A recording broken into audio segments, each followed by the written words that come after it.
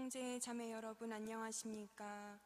오늘 미사는 신앙의 해를 시작하는 개막 미사로 봉헌됩니다.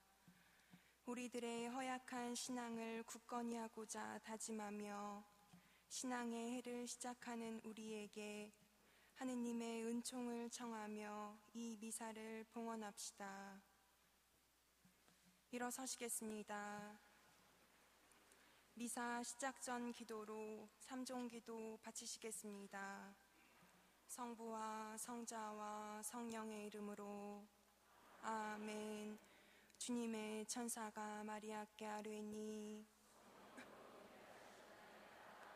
은총이 가득하신 마리아님 기뻐하소서. 주님께서 함께 계시니 여인 중에 복되시며 태중의 아들 예수님 또한 복되시나이다.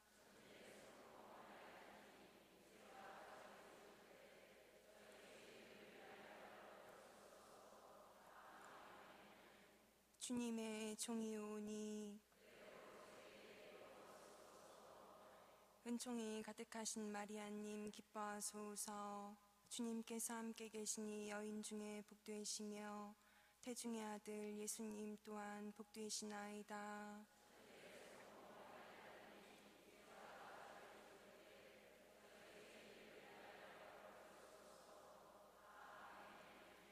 이의 말씀이 사람이 되시어 은총이 가득하신 마리아님 기뻐하소서. 주님께서 함께 계시니 여인 중에 복되시며 태중의 아들 예수님 또한 복되시나이다.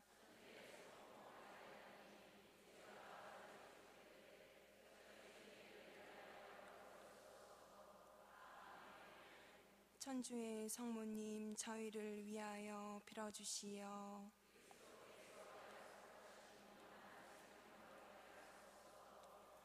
기도합시다.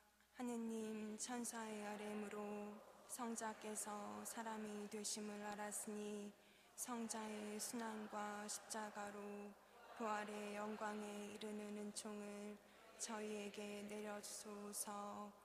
우리 주 그리스도를 통하여 비나이다. 아멘.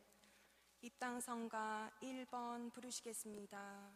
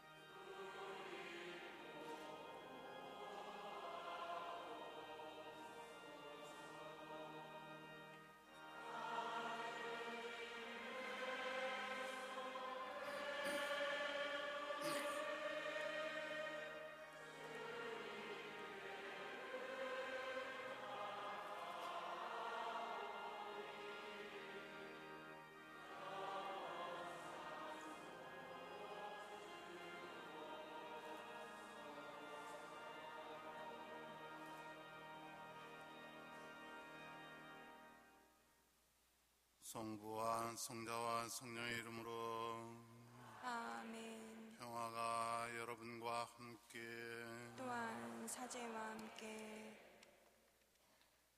형제 여러분, 구원의 신비를 합당하게 거행하기 위하여 우리 죄를 반성합시다.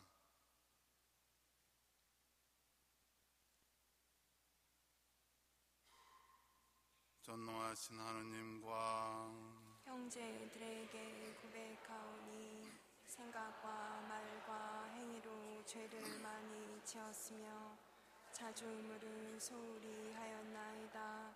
제 탓이오 저의 큰 탓이옵니다. 그러므로 간절히 바라오니 평생 동정이신 성모 마리아와 모든 천사와 성인과 형제들은 저를 위하여 하느님께 빌어주소서.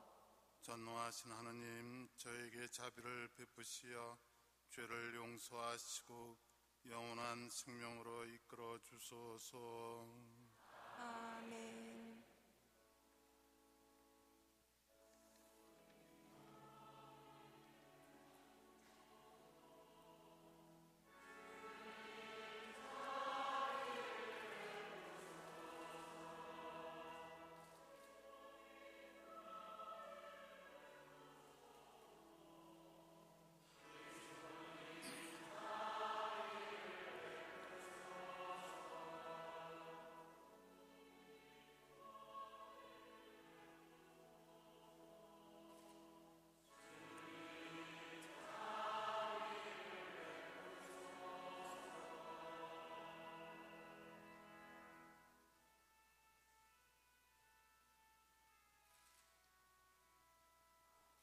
하늘 높은 데서는 하느님께 영광,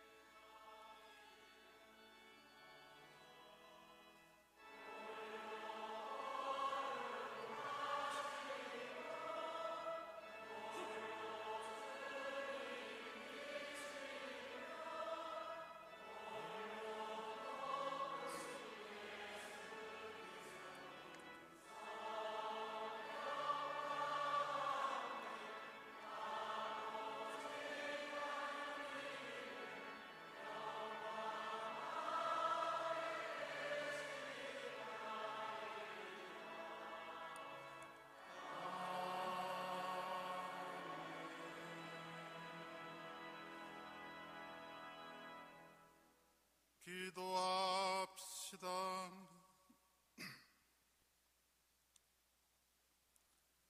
그리스도의 새로운 계약에 따라 만 백성 가운데서 끊임없이 당신 백성을 모으시고 성령을 통하여 하나로 뭉치게 하시는 하느님, 당신 교회로 하여금 자기에게 맡겨진 사명에 충실하여 인간 가족과 함께 존속하며 인류 사회를 그리스도의 정신으로 쇄신하고 하느님의 가족으로 변화시키기 위하여 그 누룩이 되고 생명을 주는 원동력이 되게 하소서.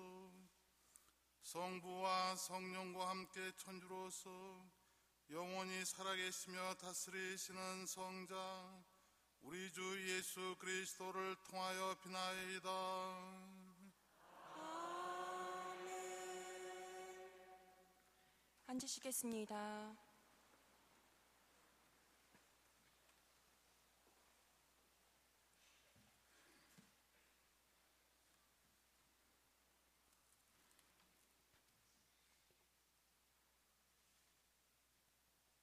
사도 바오로의 로마서 말씀입니다. 세상의 상속자가 되리라는 약속은 율법을 통해서가 아니라 믿음으로 얻은 의로움을 통해서 아브라함과 그 후손들에게 주어졌습니다. 율법에 따라 사는 사람들이 상속자라면 믿음은 의미가 없어지고 약속은 무효가 됩니다. 율법은 진노를 자아내기 때문입니다. 율법이 없는 곳에는 범법도 없습니다. 그러한 까닭에 약속은 믿음에 따라 이루어지고 은총으로 주어집니다. 이는 약속이 모든 후손에게 곧 율법에 따라 사는 이들뿐만 아니라 아브라함이 보여준 믿음에 따라 사는 이들에게도 보장되게 하려는 것입니다. 아브라함은 우리 모두의 조상입니다. 그것은 성경에 내가 너를 많은 민족의 조상으로 만들었다라고 기록된 그대로입니다. 아브라함은 자기가 믿는 분, 곧 죽은 이들을 다시 살리시고 존재하지 않는 것을 존재하도록 불러내시는 하느님 앞에서 우리 모두의 조상이 되었습니다. 그는 희망이 없어도 희망하며 너의 후손들이 저렇게 많아질 것이다 하신 말씀에 따라 많은 민족의 아버지가 될 것을 믿었습니다. 100살가량이 되어 자기 몸이 이미 죽은 것이나 다름없고 사라의 모태도 죽은 것이라 여기면서도 믿음이 약해지지 않았습니다. 그는 불신으로 하느님의 약속을 의심하지 않았을 뿐만 아니라 오히려 믿음으로 더욱 굳세어져 하느님을 찬양하였습니다. 그리고 하느님께서는 약속하신 것을 능히 이루실 수 있다고 확신하였습니다. 바로 그 때문에 하느님께서 그 믿음을 의로움으로 인정해 주신 것입니다. 하느님께서 인정해 주셨다는 기록은 아브라함만이 아니라 우리를 위한 것이기도 합니다. 우리 주 예수님을 죽은 이들 가운데에서 일으키신 분을 믿는 우리도 그렇게 인정받을 것입니다. 이 예수님께서는 우리의 잘못 때문에 죽음에 넘겨지셨지만 우리를 의롭게 하시려고 되살아나셨습니다. 주님의 말씀입니다. 하느님 감사합니다.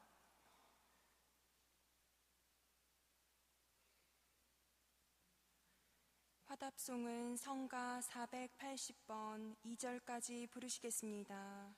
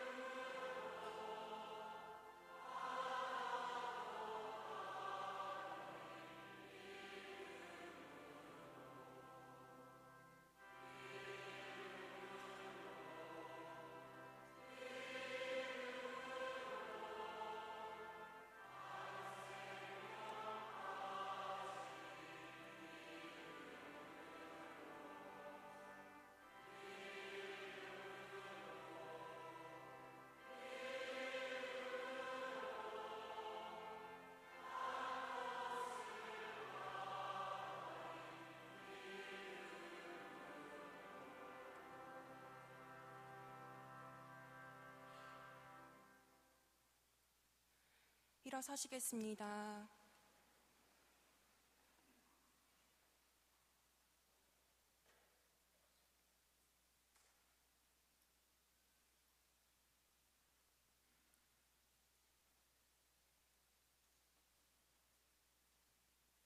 주님께서 여러분과 함께 마테오가 전한 거룩한 복음입니다.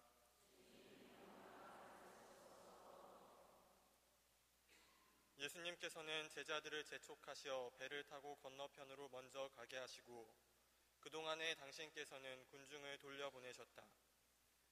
군중을 돌려보내신 뒤 예수님께서는 따로 기도하시려고 산에 오르셨다. 그리고 저녁때가 되었는데도 혼자 거기에 계셨다. 배는 이미 무태서 여러 스타디온 떨어져 있었는데 마침 맞바람이 불어 파도에 시달리고 있었다. 예수님께서는 새벽에 호수 위를 걸으시어 그들 쪽으로 가셨다. 제자들은 예수님께서 호수 위를 걸으시는 것을 보고 겁에 질려 유령이다 하며 두려워 소리를 질러댔다. 예수님께서는 곧 그들에게 말씀하셨다.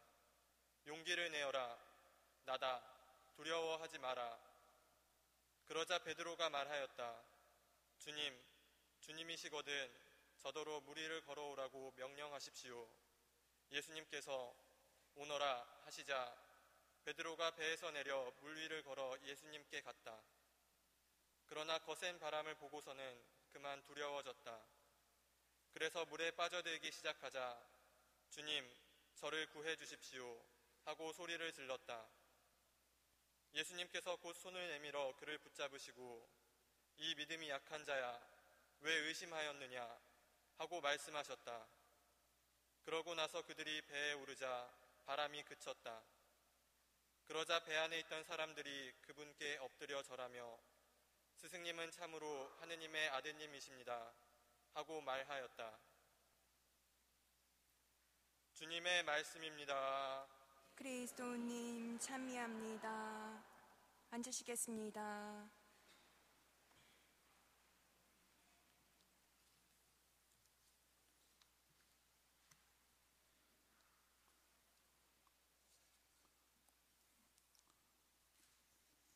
친히 하는 형제자매 여러분, 주님의 은총과 평화가 여러분과 늘 함께 하시기를 빕니다. 교황 베네딕토 16세께서는 작년 10월 11일자로 믿음의 문이라는 교서를 내시면서 신앙의 해를 거행하겠다는 계획을 발표하셨습니다. 신앙의 해는 오늘부터 시작돼서 내년 2013년 11월 24일 그리스도왕 대축일에 끝납니다. 신앙의 해가 시작되는 오늘은 제2차 바티칸 공의회 개막 50주년이 되는 날인 동시에 가톨릭 교리서가 반포된 지 20주년이 되는 날이기도 합니다. 교황님께서 신앙의 해를 선포하신 것은 세계교회가 심각한 신앙의 위기에 처해 있다고 판단하셨기 때문입니다. 신앙의 위기는 지역 교회마다 다른 방식으로 나타납니다. 오늘날 유럽 교회의 신앙을 위협하는 가장 큰 세력은 과도한 과학적 사고방식과 개인주의입니다. 이로 말미암아 신앙의 중요성과 의미를 상실한 것, 한마디로 식어버린 신앙이 유럽 교회의 당면한 문제라고 할 수 있습니다. 현재 우리 한국 천주교회도 이런 형태의 위험이 서서히 이미 나타났다고 봅니다. 그에 못지않게 위험스러운 것은 허약한 신앙입니다. 단적인 예로 많은 이들이 가톨릭 신앙에 대해 호감을 갖고 교회의 문을 두드립니다. 예비자로 오시는 분들에게 입교 동기를 보면 자발적으로 오시는 분들이 36%가 되는데, 하지만 매년 거의 입교자의 숫자만큼 또 냉담자가 양산되기도 합니다. 신앙에 입문했지만 신앙의 뿌리가 깊지 못하기 때문에 개인적으로 작은 난관에 부딪히거나 교회의 모습에 실망하여 신앙을 저버리는 이들이 많습니다. 또한 성경과 교리 지식이 너무 부족해서 예를 들면 신천지 같은 이단 교설에 빠져드는 신자들도 적지 않습니다. 한국 신자들의 신앙의 위기는 신앙의 기초가 약하다는 데 있습니다. 따라서 신앙의 해 모든 프로그램을 신앙의 기초를 강화하는 데 초점을 맞추면 좋겠다고 생각을 합니다. 그렇다면 신앙은 무엇입니까? 신앙은 한마디로 하느님의 부르심에 응답하는 것입니다. 사랑 자체이신 하느님은 인간을 당신 사랑 안에 살도록 부르십니다. 하느님은 구약에서는 예언자들을 통해서, 또 신약에서는 당신의 아들 예수 그리스도를 통해서 인간을 당신과의 친교로 초대하십니다. 제2차 바티칸 공의회 계시헌장 2항에 나오는 말씀대로 하느님께서는 당신의 넘치는 사랑으로 마치 친구를 대하듯이 인간에게 말씀하시고 인간과 사귀시며 당신과 친교를 이루도록 인간을 부르시고 받아들이십니다. 이러한 하느님의 초대에 응답하는 것이 바로 신앙입니다. 한마디로 신앙이란 우리와 친교를 이루기를 원하셔서 우리를 부르시는 하느님께 응답하는 것입니다. 하느님의 초대에 응답해서 그분과의 친교 안에서 머물게 될 때 우리는 참된 기쁨과 평화를 누릴 수 있습니다. 신앙이란 한마디로 하느님의 초대에 응답하는 것입니다. 그 소중한 초대에 응답하기 위해서 우리는 무엇을 해야 할까요? 먼저 하느님이 초대하시는 말씀을 듣기 위해서 성경을 통해 말씀하시는 하느님께 귀를 기울여야 할 것입니다. 그 다음으로는 꾸준히 기도하면서 하느님과 자주 만나는 시간을 가져야 합니다.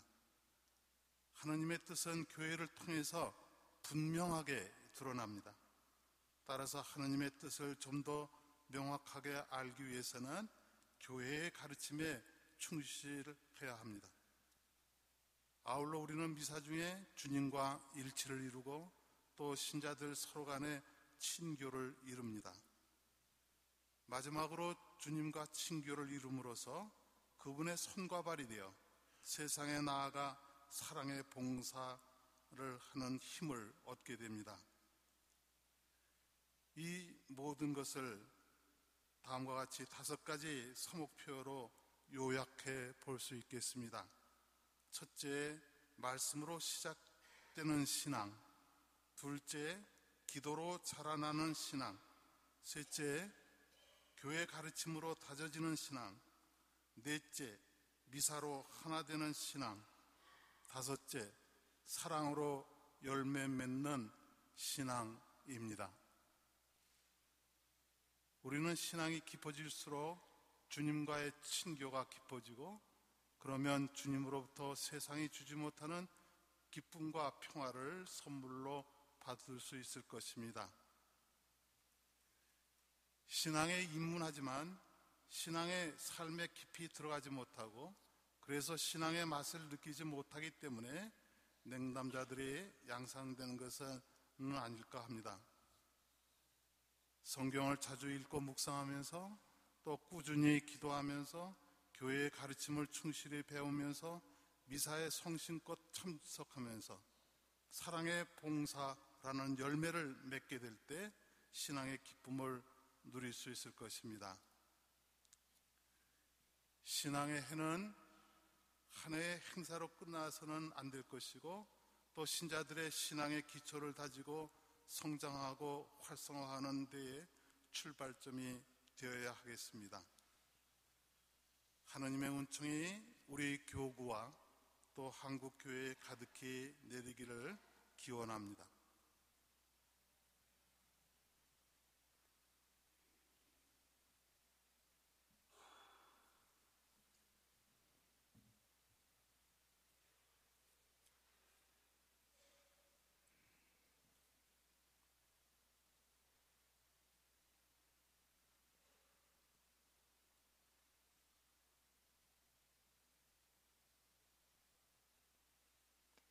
일어서시겠습니다. 지금부터 세례서약 갱신식과 성수 예절이 있겠습니다.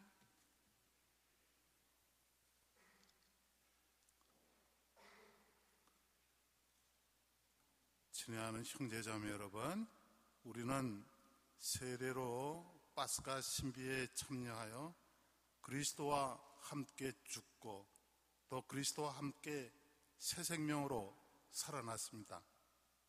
그러므로 우리는 오늘 신앙의 해를 시작하며 마귀와 그 행실을 끊어버리고 거룩한 가톨릭 교회 안에서 하느님을 섬기겠다고 다짐한 세례 서약을 새롭게 합시다. 하느님의 자녀로서 자유를 누리기 위하여 죄를 끊어버립니까? 예, 끊어버립니다. 죄의 지배를 받지 않기 위하여 악의 유혹을 끊어버립니까? 예, 끊어버립니다. 죄의 뿌리인 마귀를 끊어버립니까? 예, 끊어버립니다. 천지의 창조주 전능하신 천주 성부를 믿습니까? 예, 믿습니다. 동정녀 마리아께 잉태되어 나시고 고난을 받으시고 묻히셨으며 죽은 이들 가운데서 부활하시고 성부 오른편에 앉으신 독생 성자 우리 주 예수 그리스도를 믿습니까? 예, 믿습니다. 성령과 거룩하고 보편된 교회와 모든 성인의 통공과 죄의 용서와 육신의 부활과 영원한 삶을 믿습니까? 예, 믿습니다. 우리 주 예수 그리스도의 아버지 전능하신 하느님, 저의 죄를 용서하시고 저희를 물과 성령으로 다시 나게 하셨으니 우리 주 예수 그리스도 안에서 주님의 은총으로 지켜주시며 영원한 생명을 주소서. 아멘. 성수를 축성하겠습니다.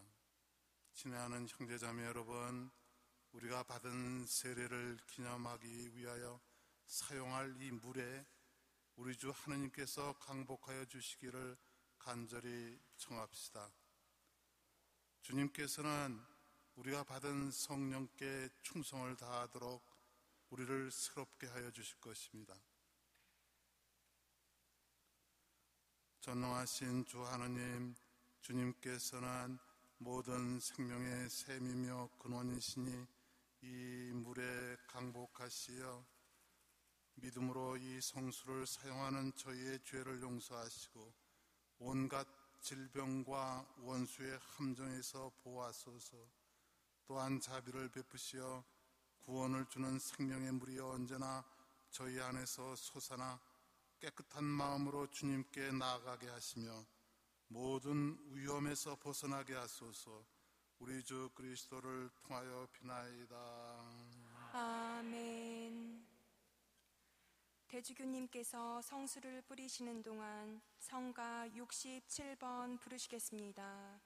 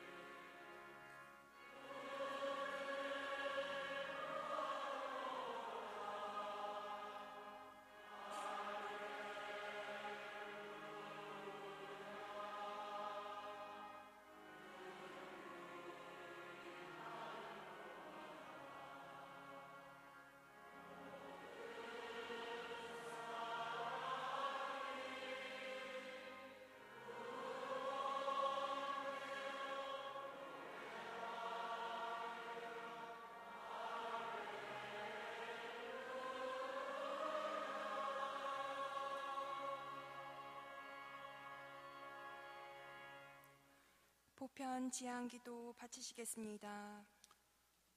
형제자매 여러분, 신앙의 해를 맞이한 우리 모두에게 아버지 하나님께서 성령을 통해 우리를 이끌어 주시고 믿음을 더해 주시기를 다 함께 기도합시다.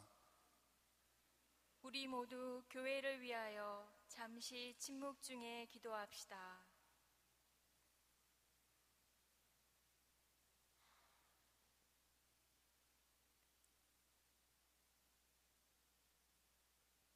우리 모두 교황과 모든 성직자들을 위하여 잠시 침묵 중에 기도합시다.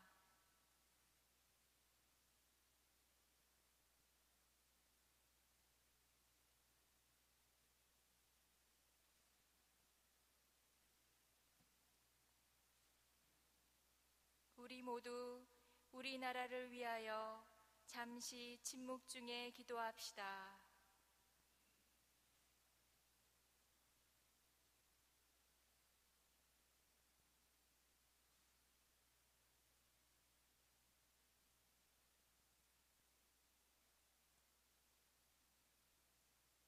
우리 모두 가정을 위하여 잠시 침묵 중에 기도합시다.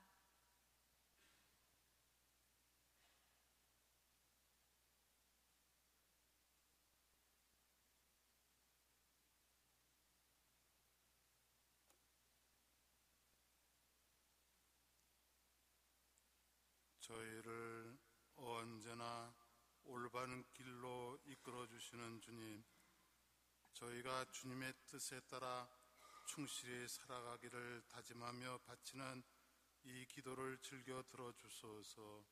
우리 주 그리스도를 통하여 비나이다. 아멘. 앉으시겠습니다. 지금부터 신앙의 해를 시작하며 우리의 믿음을 봉헌하는 시간을 갖도록 하겠습니다. 먼저 성직자 대표의 성경 봉헌이 있겠습니다.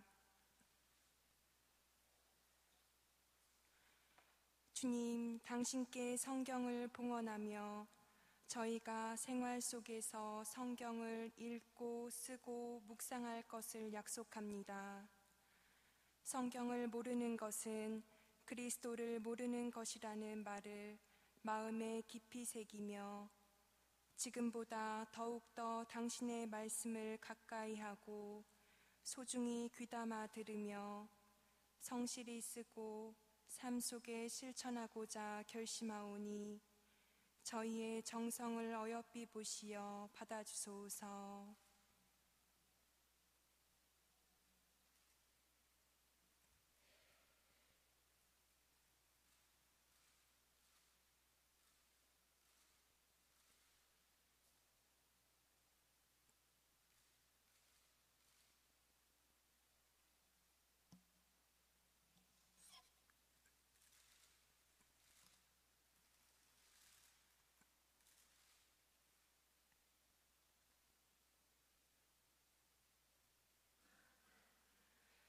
이어서 기도서 봉헌이 있겠습니다. 주님, 당신께 기도서를 봉헌하며 저희가 예수님처럼 생활 속에서 자주 기도드릴 것을 약속합니다.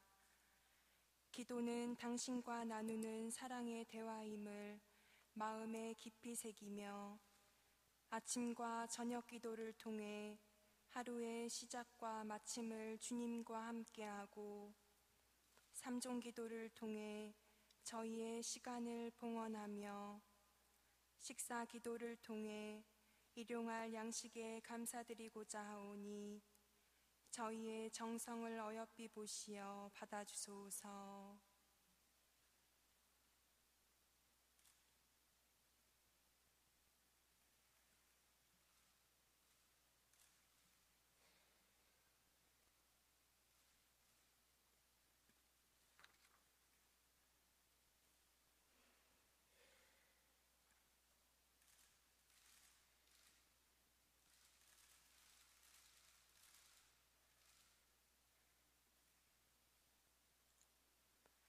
이어서 공의의 문헌 가톨릭 교회 교리서 봉헌이 있겠습니다.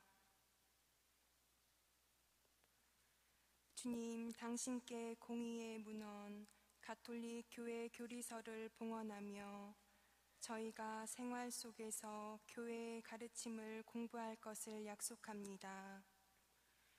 교회의 가르침은 주님의 가르침임을 마음에 깊이 새기며 교회의 나침반인 교회 문헌들을 함께 모여 공부하고 주님께서 바라시는 신앙의 삶을 살고자 하오니 저희의 정성을 어여삐 보시어 받아주소서.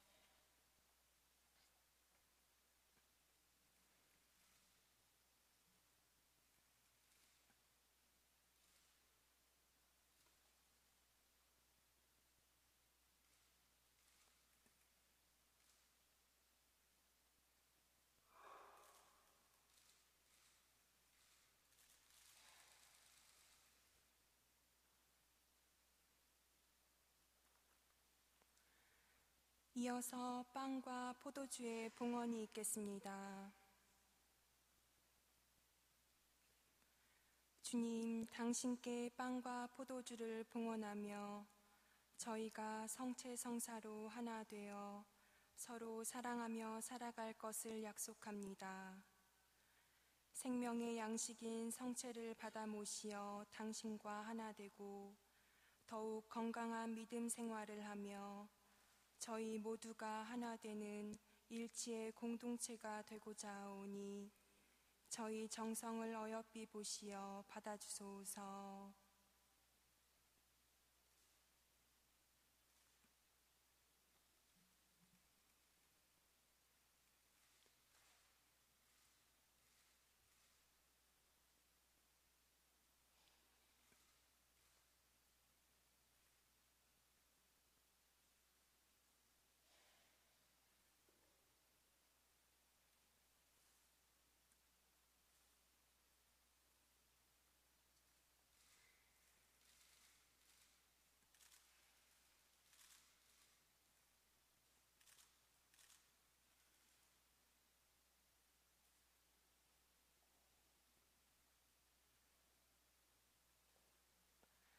이어서 빈 바구니 봉헌이 있겠습니다.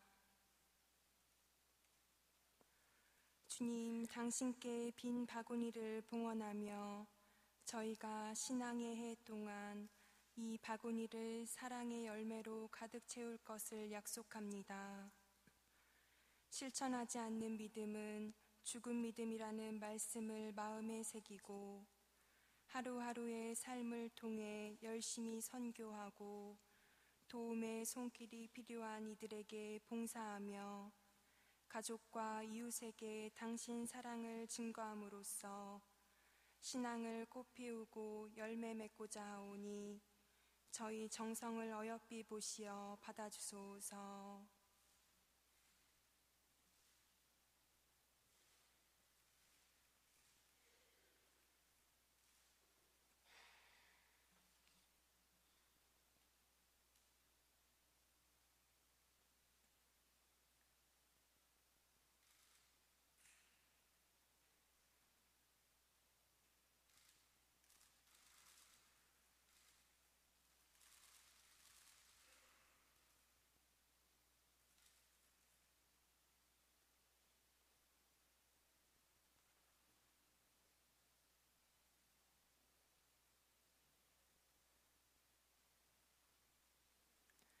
봉헌성가 210번 부르시겠습니다.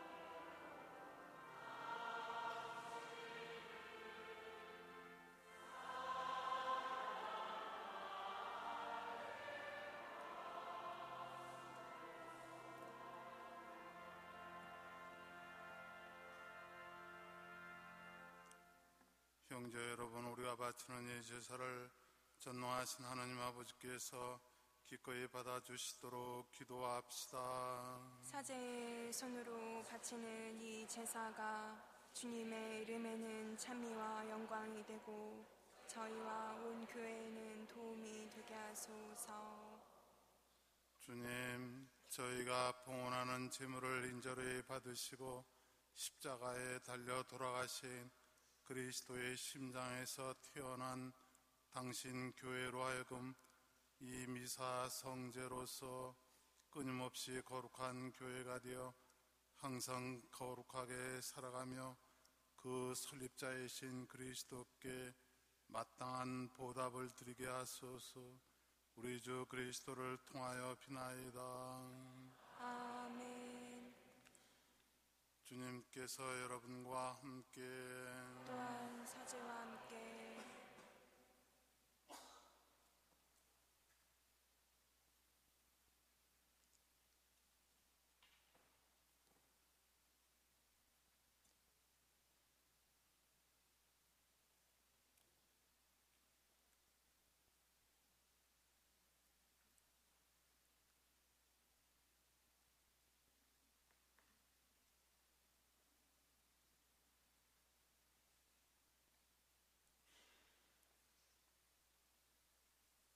마음을 높이 주님께 올립니다. 우리 주 하나님께 감사합시다.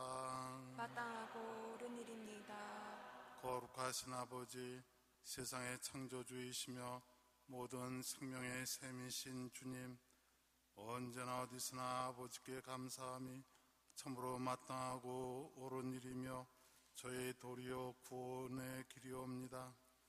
아버지께서는 지혜로 이룩하신 구원의 업적을 보존하시고 저희 가운데서 계속하시나이다.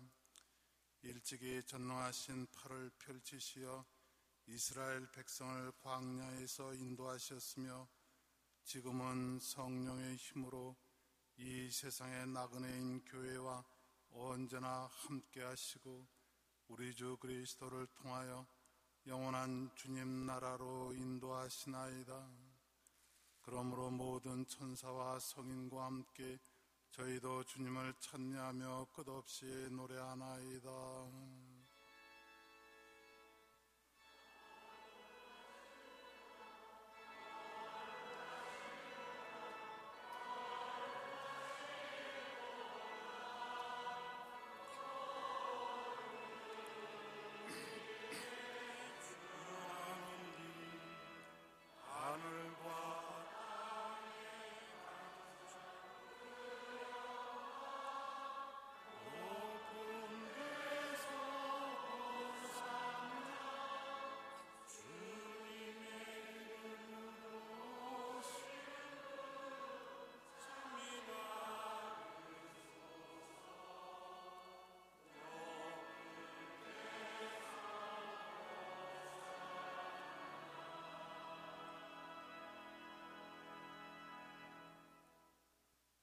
거룩하신 아버지, 아버지께서는 모든 거룩함의 셈이시옵니다.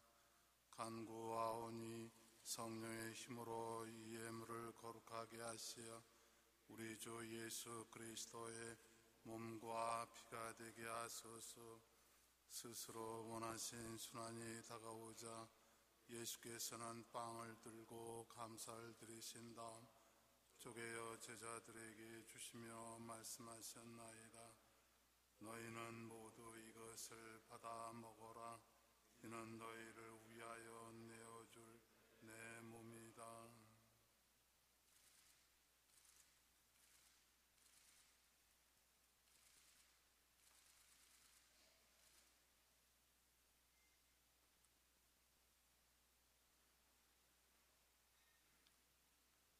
저녁을 잡수시고 같은 마음으로 잔을 들어 다시 감사를 드리신 다음 제자들에게 주시며 말씀하셨나이다. 너희는 모두 이것을 받아 마셔라. 이는 새롭고 영원한 계약을 맺는 내 피의 잔이니 죄를 사하여 주려고 너희와 모든 이를 위하여 흘릴 피다. 너희는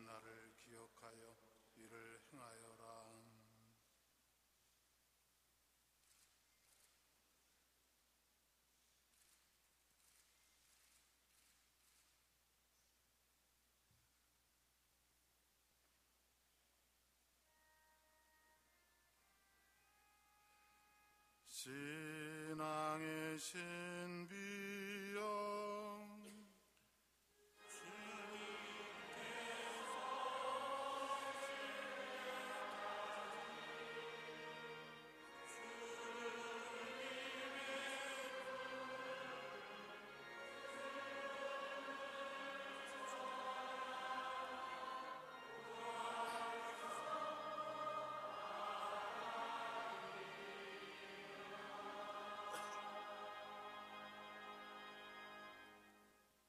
아버지, 저희는 그리스도의 죽음과 부활을 기념하며 생명의 빵과 구원의 잔을 봉헌하나이다.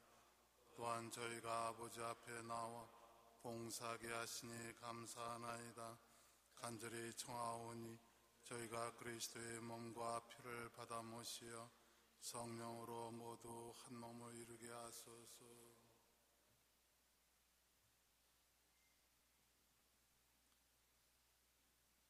주님, 온 세상에 널리 퍼져 있는 교회를 생각하시어 교황 베네딕토와 저희 주교 안드레아와 모든 성직자와 더불어 사랑의 교회를 이루게 하소서.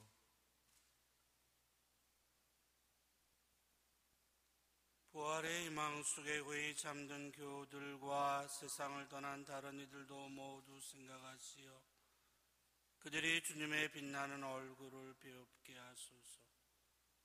저희에게도 자비를 베푸시어 영혼으로부터 주님의 사랑을 받는 하느님의 어머니 복되신 동정 마리아와 그 배필이신 성 요셉과 복된 사도들과 모든 성인과 함께 영원한 삶을 누리며 성자 예수 그리스도를 통하여 아버지를 찬양하게 하소서.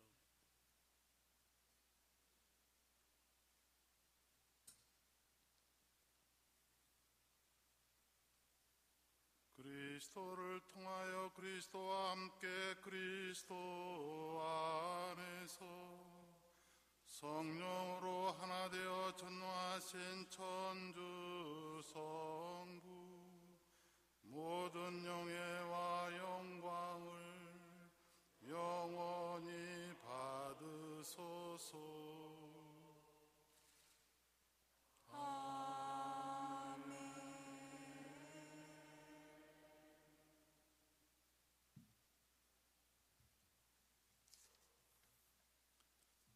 하느님의 자녀되어 구세주의 분부대로 삼가래오니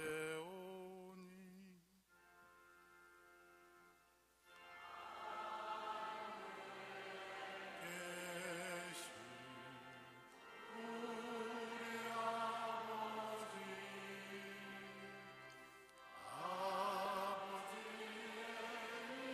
이름이 거룩히 빛나시며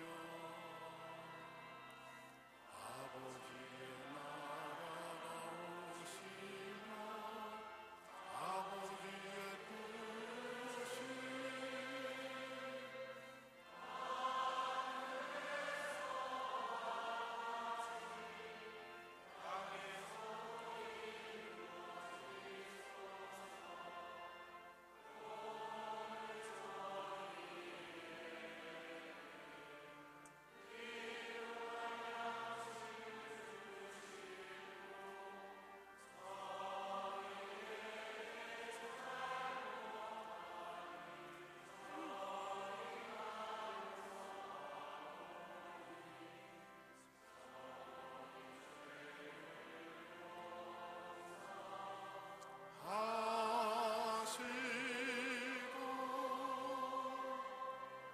저희를 유혹에 빠지지 않게 하시고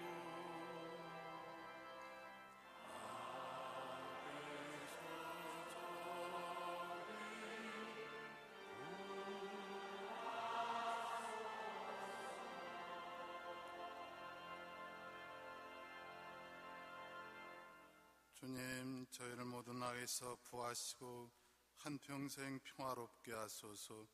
주님의 자비로 저희를 언제나 죄에서 구원하시고 모든 시련에서 보호하시어 복된 희망을 품고 구세주 예수 그리스도의 재림을 기다리게 하소서.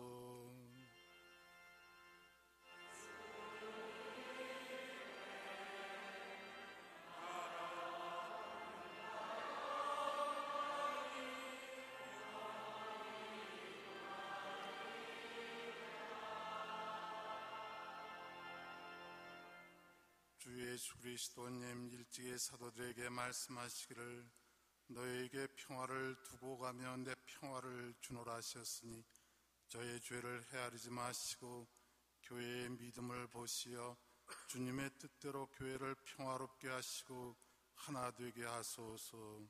주님께서는 영원히 살아계시며 다스리시나이다.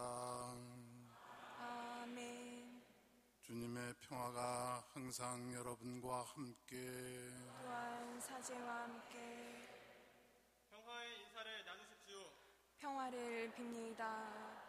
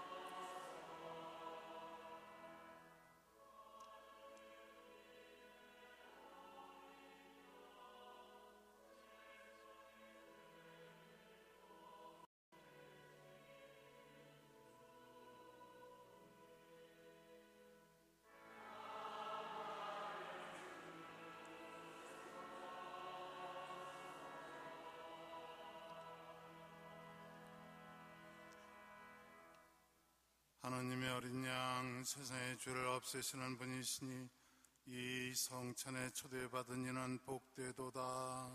주님, 제 안에 주님을 모시기에 합당치 않사오나 한 말씀만 하소서. 제가 곧 나으리이다.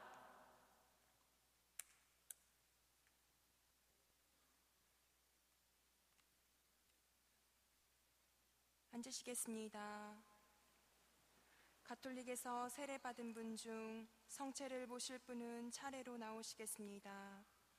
영성체 하시는 동안 성가 176번 부르시겠습니다.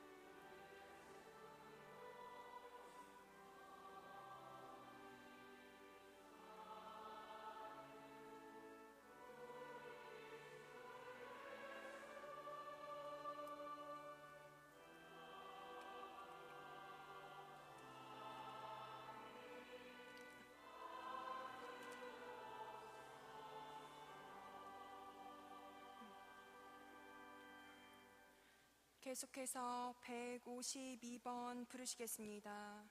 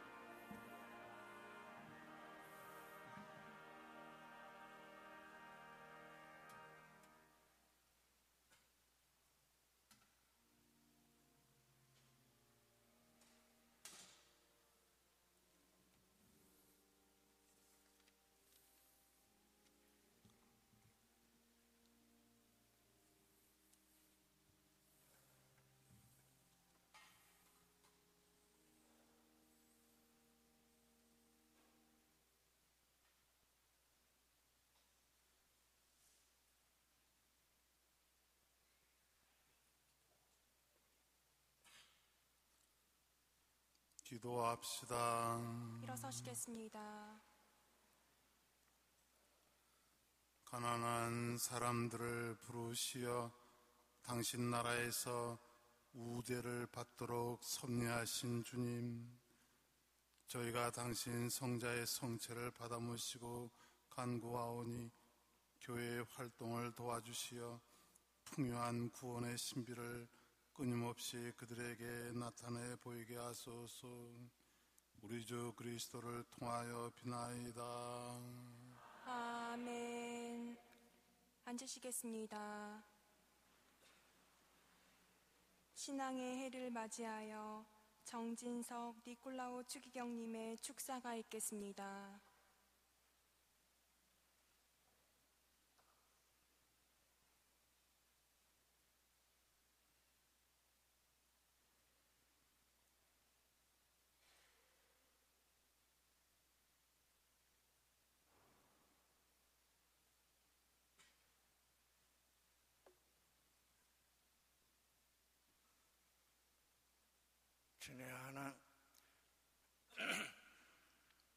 친애하는 형제자매 여러분, 교황님께서 오늘부터 내년 12월 24일까지 신앙의 해를 선포하도록 이끌어 주신 하느님께 찬미와 감사를 드립시다.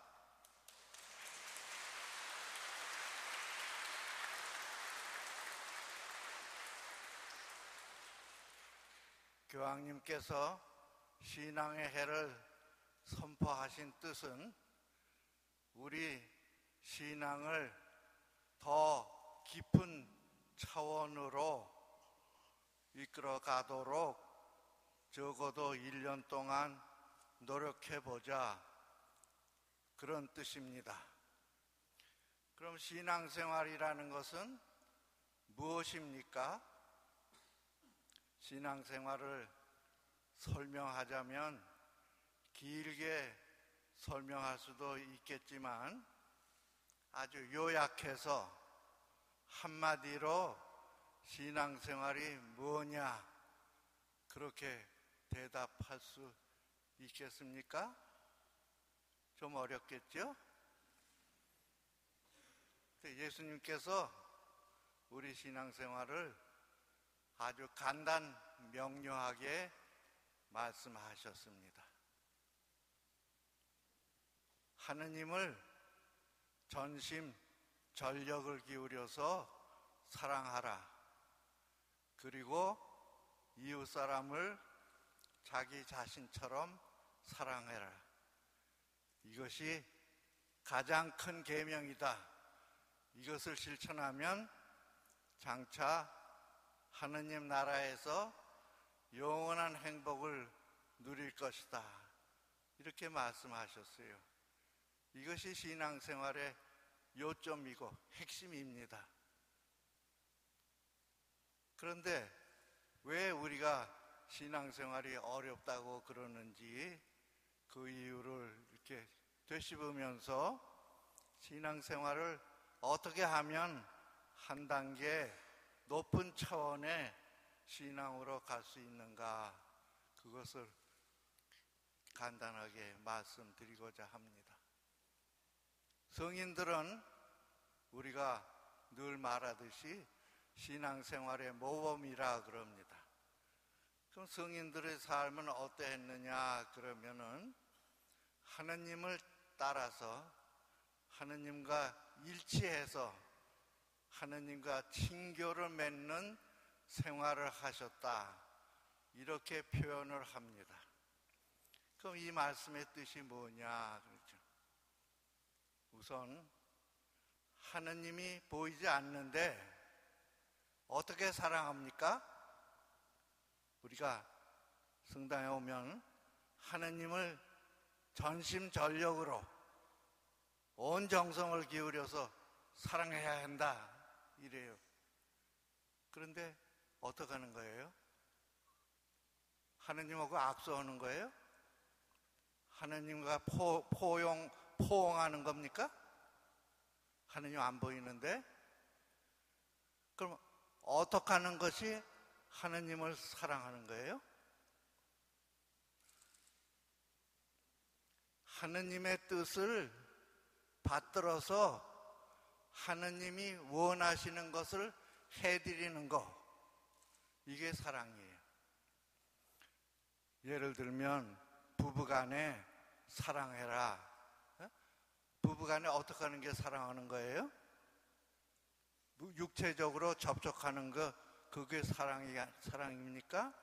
그거보다 더 중요한 것은 상대방의 뜻을 존중하고 상대방의 뜻을 실천해 주는 거, 그것이 사랑이죠.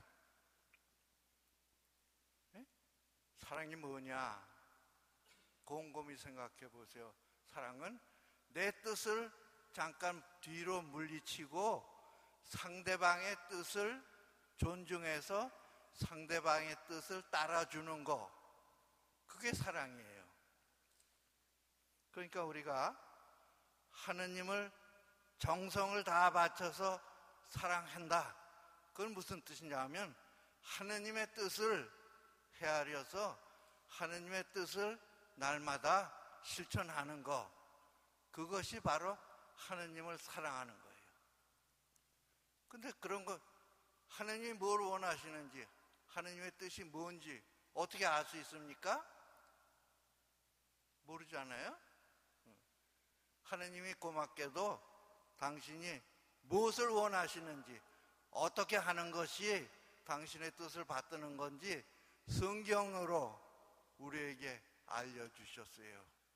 하느님의 뜻이 글로 써진 책이 성경입니다. 그러니까 하느님을 사랑한다. 어떻게 사랑하느냐? 성경에 쓰여진 하느님의 뜻을 실천하는 것, 그것이 하느님을 사랑하는 겁니다. 하느님 사랑이 그렇게 쉽지가 않죠. 그러면 성경책이 두껍고 무거운데 어떻게 갖고 다니면서 일일이 하느님 뭘 원하시는지 어떻게 찾느냐? 그것도 문제잖아요. 그럼 하느님이 우리에게 성경책 그 무거우니까 다닐 때 갖고 다니기가 어렵겠다. 그러니까 쉬운 방법으로 우리 양심을 주셨어요. 우리 양심이 하느님의 뜻을 헤아릴 수 있는 장치입니다. 하느님이 우리 양심을 통해서 내가 뭘 원한다, 뭘 원하지 않는다, 그것을 가르쳐 주시는 이게 라디오예요. 그래서 우리가 어떤 상황을 당할 때라도 양심의 소리를 잘 듣고 양심의 소리에 따라서 옳고 그른 것을 판단하고, 그리고 하느님의 뜻을 명하시는 옳은 일을 행하면 그것이 바로 하느님 사랑을 실천하는 것입니다. 쉽지요? 네? 안 쉬워요? 네. 처음에 내가 얘기 시작할 때는 어려웠죠? 무슨 얘기를 할 건가? 그런데 양심을 따라서 올바로 살아가면 그게 바로 하느님의 뜻을 실천하는 거다. 쉽잖아요. 네? 어디 가든지 양심의 소리 들을 수 있잖아요. 네. 그렇게 사시면 됩니다. 그러면 이웃사랑은 어때요? 이웃사람을 자기 자신처럼 사랑해라, 이런 거예요. 이웃사람을 자기 자신처럼 사랑한다는 거는 지극히 어려워요. 왜 부부싸움 하죠? 내가 원하는 거 남편이 안 들어줘요. 남편이 원하는 거 아내가 아니야 안 들어줘요. 그러니까 부부싸움 하잖아요. 만일 아내가 자기 뜻을 뒤로 제끼고 남편 뜻만 따라서 살아간다, 그러면은 남편은 어떻게 되죠? 남편은 자기 뜻을 슬그머니 뒤로 제끼고 아내 뜻을 따라서 또 살게 됩니다. 미안해서라도. 그러니까 서로 상대방의 뜻을 존중하고 상대방의 뜻을 따라서 사는 거, 그게 사랑이에요. 근데 이거 부부간에는 가능합니다. 연애할 때 보면은 상대방을 위해서 죽기까지 한다고 그래요. 그렇죠? 안 그런가요? 내가 잘 모르죠. 근데 그렇게 할 수 있는 거예요. 부부간에는 상대방을 위해서 대신 죽을 수도 있다. 연애할 때는 그런 말 잘해요. 근데 결혼하고 나면 돌변을 해. 이게 문제죠. 그러니까 연애하는 것처럼 상대방을 뜻을 따라서 뭐 먹고 싶어? 그러면 당신이 원하는 대로 먹어, 이러잖아요. 자기 뜻은 없어요. 상대방의 뜻만 따라가는 거지. 이게 사랑이에요. 엄마가 아이들에게 뭐 먹고 싶으냐? 그러면은 아이들이 원하는 대로 엄마도 나도 그거 좋아해 이래요. 옛날에 우리가 가난했을 때 생선을 사오면 엄마는 생선 머리만 잘라서 살도 없는 생선 머리만 먹었고, 남편과 아이들에게는 생선 살을 먹였대요. 그래서 아이들이 왜 엄마는 살 안 먹어? 그러니까 나는 머리가 좋아서 이 머리만 먹어 이랬대요. 늙었는데 아들이 엄마한테 생선 토막은 지가 먹고 생선 머리만 엄마한테 주대. 엄마는 그거 좋아하니까 이래드리는 게, 이게 엄마의 마음이잖아요. 엄마가 왜 생선 살을 먹기 싫었겠어요? 그런데 자녀를 위해서는 엄마가 희생하는 거죠. 그러니까 상대방이 원하는 것을 해주는 마음, 그러니까 엄마의 마음이 바로 남을 자기 자신처럼 사랑하는 그 본보기예요. 그런데 우리가 이 본보기를 따라서 사는 게 어디에서 가능할까요? 다른 데서는 불가능하게 보일지 몰라도 적어도 가정 안에서는 다른 가족을 나 자신처럼 사랑할 수 있는 가장 가능성이 있는 장소잖아요. 이건 찬성하죠? 다른 사람은 몰라도 적어도 내 가족만큼은 나처럼 사랑할 수 있다. 그런데 가정에서 그렇게 살면 어떻게 되죠? 천국이에요. 부부간에 서로 상대방을 위해서 상대방의 뜻만 받들어서 산다. 또 부모와 자녀 간에 아이들은 부모를 위해서, 부모는 자녀들의 뜻을 받들어서 자녀들의 인격을 존중하고 그 의사를 따라서 산다. 그렇게 하면 그 가정은 어떤 가정이 됩니까? 싸움도 없고 다툼도 없고 아주 사랑의 공동체가 되지 않아요? 그러면 어떻게 돼요? 가정이 자동적으로 성가정이 되잖아요. 그 성가정이 뭐냐? 그럼 예수님과 승원님과 요셉이 서로 상대방을 위해서 사는 거예요. 그게 성가정이에요.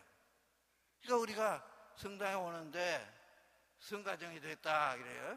남편이 영세하면 이제 드디어 이제 성가정이 됐다 그래요. 그 성가정이 되려면 서로 상대방을 위해서만 산다. 그게 성가정이라. 부부간에 서로 상대방을 위해서 살고 부모와 자녀 간에 성가정을 위해서, 서로 간에 상대방을 위해서 살면 그게 성가정이에요. 그러면 이렇게 살려면 어떻게 살아요? 이게 쉬운 일이 아니에요. 그래서 예수님께서 당신의 십자가를 우리에게 모범으로 주셨어요. 그래서 우리 각 가정에 앞으로 1년 동안 오늘부터 실천사항 말씀드립니다. 가정에 잘 보이는 장소에 십자가를 딱 걸어두세요. 이 십자가가 우리가 하느님을 만나는 창구예요. 하느님을 모시고 사는 가정, 그것이 바로 하느님 나라에 사는 생활입니다. 하느님과 함께 사는 생활. 성인들이 하느님과 일치해서 하느님과 친교를 맺고 살았다, 그런 표현을 한다 그랬잖아요. 우리도 우리 신앙이 한 계단 높아지면 하느님과 함께 사는 가정이 돼야 되는 거예요. 그러니까 가정에 십자가를 통해서 하느님과 만나는 거예요. 그래서 아침에 출근할 때 그 십자가를 보고, 하느님 오늘 지금 출근합니다. 오늘 하루 동안 마음 상하는 일 없게 해주세요. 그러고서 끄뻑하고 출근해요. 예? 그리고 돌아와서는 또 십자가를 보고 하느님 퇴근합니다. 오늘 무사하게 보호해 주셔서 감사합니다. 그렇게 해요. 예?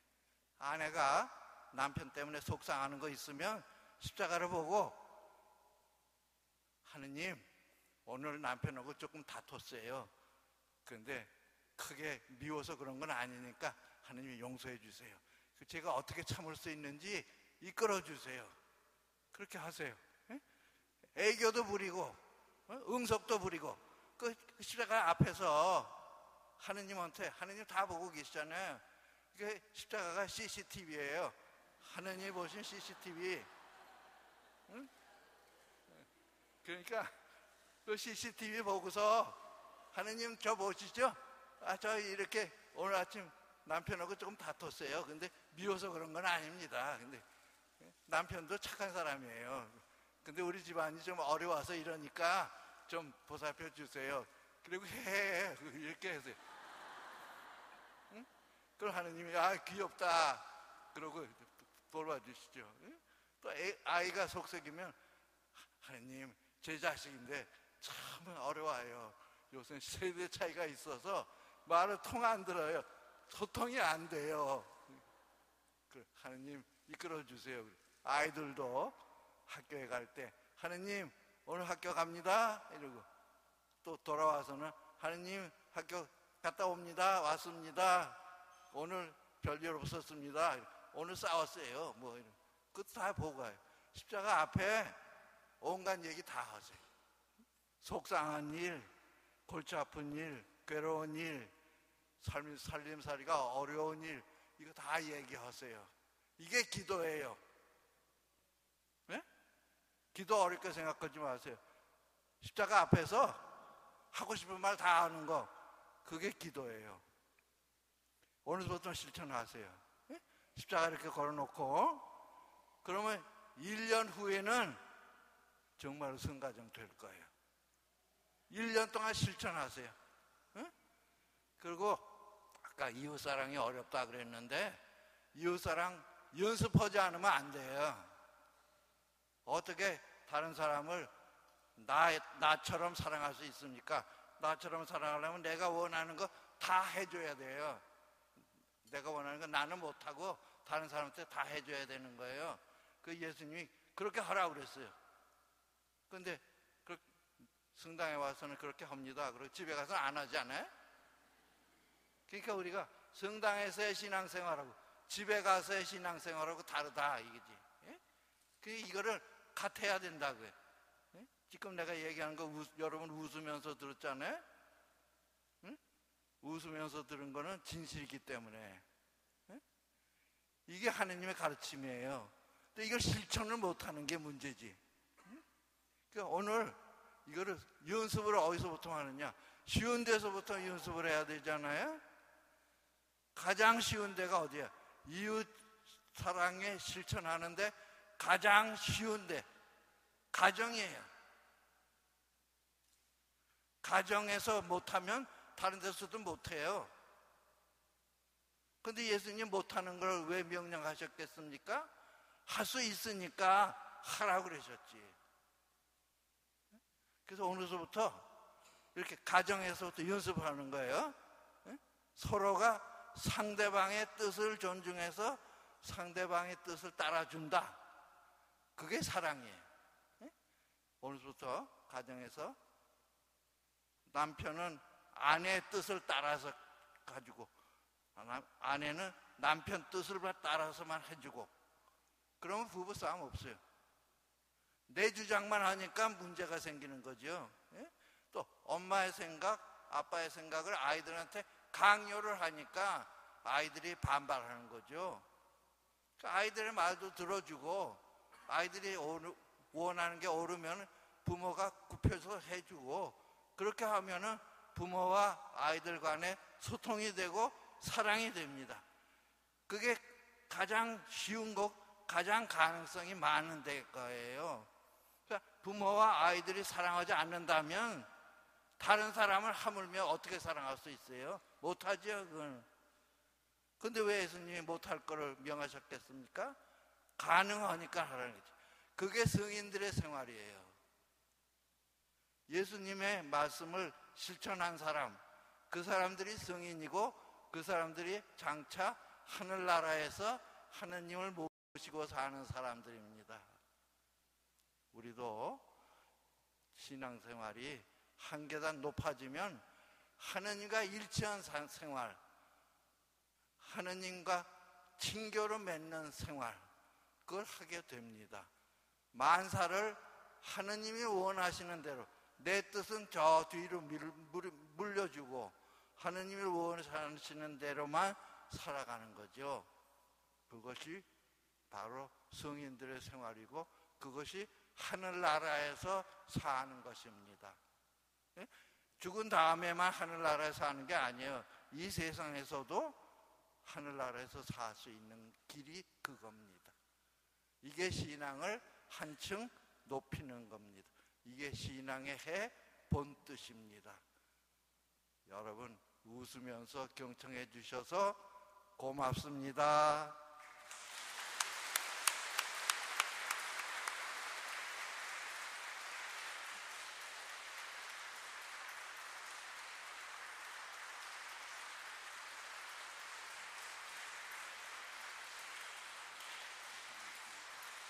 이어서 교황대사 오스발도 파딜랴 대주교님의 축사가 있겠습니다.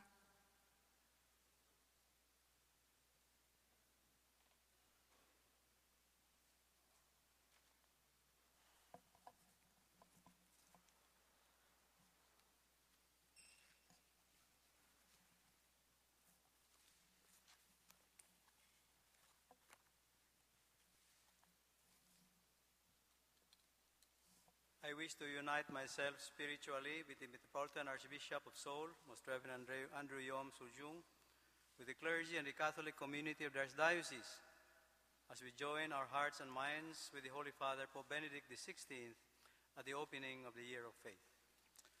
신앙의 개막 미사를 봉헌하면서 교황 베네딕토 16세 성화와 함께 우리의 마음과 뜻을 모으듯 저 또한 존경하는 염수정 안드레아 서울 관구장 대주교님과 서울대교구 사제단 및 신자 공동체와 영적으로 하나 되기를 기원합니다. 베네딕토 16세 교황께서는 우리들 신앙의 깊이를 성찰토록 우리 모두를 초대하십니다. 바로 이런 특별한 이유로 교황 성화는 제2차 바티칸 공의 개막선언 50주년과 가톨릭교회 교리서 반포 20주년을 기념하는 신앙의 해를 선언하셨습니다. 사실 우리의 신앙은 단순한 신념 그 이상의 것으로 아름다운 성화나 성상에 대한 공경 혹은 성경이 기억하는 역사 그 이상의 것입니다. 다시 말해서 신앙이란 우리를 구원하시려 이 세상에 오신 분, 바로 그분이 아버지 하느님과 하나이듯 우리 역시 하느님 아버지와 하나가 되도록 만드셨던 예수 그리스도와의 인격적인 만남이라고 하겠습니다. 그렇습니다. 베네딕토 16세 교황께서는 신앙에 대한 우리의 실천의 완성을 예수 그리스도와의 인격적 만남이라고 하십니다. 당신의 첫 번째 계칙, 하느님은 사랑이십니다에서 이를 다음과 같이 강조하십니다. 우리는 하느님의 사랑을 믿게 되었습니다. 그리스도인은 이 말로 자기 삶의 근본적인 결단을 드러낼 수 있습니다. 그리스도인이 된다는 것은 윤리적인 선택이나 고결한 생각의 결과가 아니라 삶에 대한 새로운 시야와 결정적인 방향을 제시하는 한 사건, 한 사람, 바로 그리스도를 만나는 것입니다. 따라서 하느님과 이웃에 대한 사랑은 진실한 인간 본성을 잃어버린 현대 세상에 주어진 참으로 아름다운 선물이라고 하겠습니다. 그러기에 신앙의 일을 지낸 다음은 교회의 구성원들이 오늘날의 세계에서 부활하신 주님에 대한 증언을 수행할 수 있는 능력을 갖춰서 많은 이들이 믿음의 문이신 예수 그리스도를 찾을 수 있도록 기쁨과 신뢰의 도구가 되어 예수님께 새롭게 돌아서고 그분 안에서 신앙의 아름다움을 회복하는 데 최선을 다한다는 것입니다. 그리스도인으로 살아간다는 것은 예수 그리스도와의 친밀한 관계 안에서 배우는 것입니다. 예수 그리스도께서는 당신의 사랑을 통해서 모든 세대의 사람들을 당신 자신에게로 이끄셨습니다. 그분은 항상 새로워짐을 명하심으로써 교회가 복음 선포의 사명을 수행하도록 하셨습니다. 복음의 메시지는 다양한 방법으로 살아 숨쉬고 활기차게 움직이는 바로 그런 새로움으로 언제나 전해져야 합니다. 구체적으로 교황 베네딕토 16세께서는 신앙의 통교를 위한 열의와 믿음의 기쁨을 다시 발견하기 위해 모든 그리스도인들이 새로운 복음화에 더욱 강한 헌신을 하도록 요청하고 계십니다. 우리 신앙의 전수를 위한 새 복음화는 오늘날 많은 이들에게 영향을 주고 있는 세속주의와 같은 심각한 신앙의 위기 때문에 꼭 필요합니다. 과거와는 전혀 다른 역사적 상황들 안에서 변함없는 증언을 행할 수 있도록 우리의 신앙은 굳건해져야 하며 이해되어져야 하고 언제나 새로워져야만 합니다. 우리는 소금이 제맛을 잃거나 등불이 감춰지는 일을 받아들일 수가 없습니다. 이곳 서울대교구 주교자 성당에서 신앙의 해 개막미사를 거행하면서 저는 교황 베네딕토 16세 성화의 축복을 함께한 모든 분들에게 전합니다. 또한 교회 어머니이시며 복음화의 별이신 복되신 동정마리아께서 저희를 지켜주시기를 간절히 기도합니다. 교황대사 오스발도 파딜랴 대주교.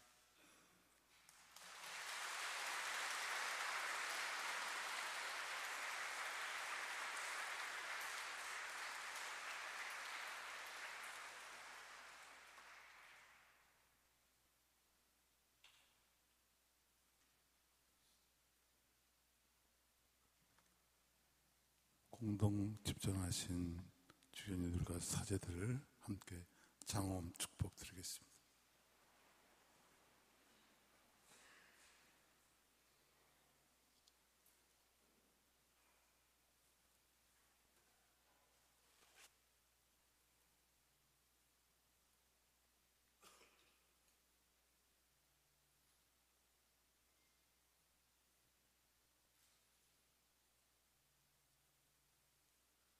주님께서 여러분과 함께 또한 사제와 함께 모든 복의 원천이신 하나님께서는 이 교우들에게 은총과 복을 가득히 내리시고 올 한 해 동안 평안하게 보호하소서.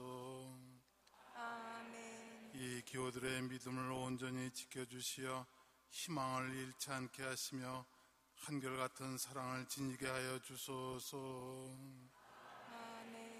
이 교우들의 하루하루 삶을 평화로이 돌봐주시고 언제 어디서나 그 기도를 들어주시며 영원한 생명으로 이끌어 주소서. 아멘. 전능하신 천주 성부와 성자와 성령께서는 여기 모인 모든 이에게 강복하소서. 아멘. 주님을 찬미합시다. 하느님 감사합니다. 파견성가 39번 부르시겠습니다.